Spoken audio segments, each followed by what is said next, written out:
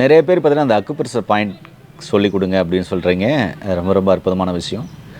இன்றைக்கி டயபெட்டிக், அதாவது சர்க்கரை நோய் பிரச்சனையை மெல்ல மெல்ல சரி பண்ணக்கூடிய ஒரு அற்புதமான பாயிண்ட்டை நான் உங்களுக்கு சொல்லித்தரேன். எங்கே பார்த்தாலும் டைப் 1 டைப் 2 டயபெட்டிக் நிறைய பேருக்கு இருக்குது இல்லையா? அவங்க எல்லாருக்குமே பார்த்தீங்கன்னா இந்த பாயிண்ட் ரொம்ப ரொம்ப அற்புதமாக இருக்கும். இந்த பாயிண்ட்டோடு சேர்த்து ஒரு சில உணவுகள் சொல்கிறேன், இதையும் நீங்கள் கடைப்பிடிக்கணும்.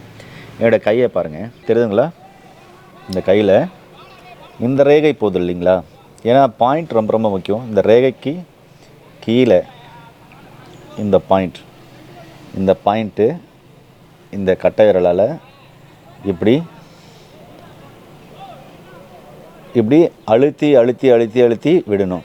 இப்போ பார்த்தீங்கன்னா இப்படி கையை இங்கே இப்படி வச்சுக்கின்னு இந்த பாயிண்ட்டை வச்சு இப்படி அழுத்தணும் கொடுக்கணும். சரிங்களா? இப்படி அழுத்தணும். காலையில், மதியம், நைட்டு 3 வேளையும் இப்படி ப்ரெஷ் பண்ணிங்கன்னா உங்களுடைய கணையம் நல்லா வேலை செய்ய ஆரம்பிக்கும், நல்லா ஜீரணமாகும். சரிங்களா? உங்களுக்கு தேவையான இன்சுலின் பார்த்திங்கன்னா கணையம் நல்லா சுரந்து கொடுக்கும். சரிங்களா? ரொம்ப ரொம்ப அற்புதமான பாயிண்ட். 3 வேளையும் செய்யலாம். இதனால் எந்த சைடு எஃபெக்டும் இருக்காது.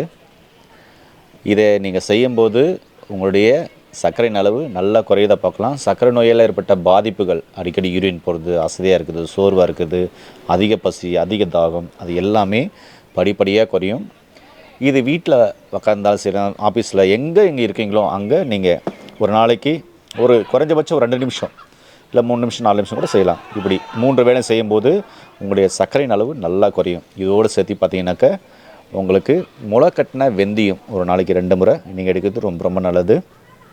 அதோட ஆவாரம் பூ, அதுக்கப்புறம் பார்த்திங்கனாக்கா சீந்தில் சர்க்கரை, அதுக்கப்புறம் நாவல், இது போல் உள்ள மூலிகைகள் 3 எடுத்து கஷாயம் பண்ணி குடிக்கலாம். இதெல்லாம் குடிச்சிட்டு வரும்போது நல்லா உங்களுக்கு சர்க்கரை குறையும். அதே மாதிரி இயற்கையான மருத்துவ முறையில் பார்த்திங்கனாக்கா உங்களுக்கு பீர்க்கங்காய் ஒரு 100 கிராம் அதனுடைய தோல் சதவீதையோடு எடுத்து மிக்சியில் போட்டு அரட்டாமல் தண்ணி ஊற்றி அரைச்சி புழிஞ்சு வடிகட்டி கொடுக்கலாம் காலை நேரத்தில். மதிய நேரத்தில் பார்த்திங்கன்னா மஞ்சள் பூசணிக்காய், அரசணிக்காய், பரங்கிக்காய்னு சொல்லுவாங்களா, அது ஒரு 100 கிராம் எடுத்து அரைச்சி புழிஞ்சு வடிகட்டி அந்த சாறை குடிக்கலாம். இப்படி குடிச்சிட்டு வரும்போது உங்களுக்கு சர்க்கரையின் அளவு நல்லா குறையும். நீங்கள் சாப்பிட்ற சாப்பாடு நல்லா வாயை மூடி உமிழ்நீரை மெண்டு சாப்பிடுங்க. பசி எடுத்தால் சாப்பிடுங்க. சரிங்களா? அதே மாதிரி காட்டு யானம் அரிசி, இயற்கையான பாரம்பரிய அரிசியில் காட்டு யானம் அரிசி 3 வேளை சர்க்கரை உள்ள பேஷண்ட் எடுக்குது. அது சீக்கிரமாக உங்களுக்கு சர்க்கரையின் அளவை குறைக்கும்.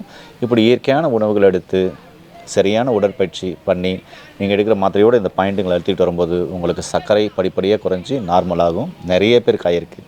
இந்த பாயிண்ட்டை நீங்கள் மறந்துடாதீங்க. எல்லாருக்குமே இந்த வீடியோவை ஷேர் பண்ணிவிடுங்க. மீண்டும் இன்னொரு அருமையான பதிவு சந்திக்கலாம். நன்றி, வணக்கம்.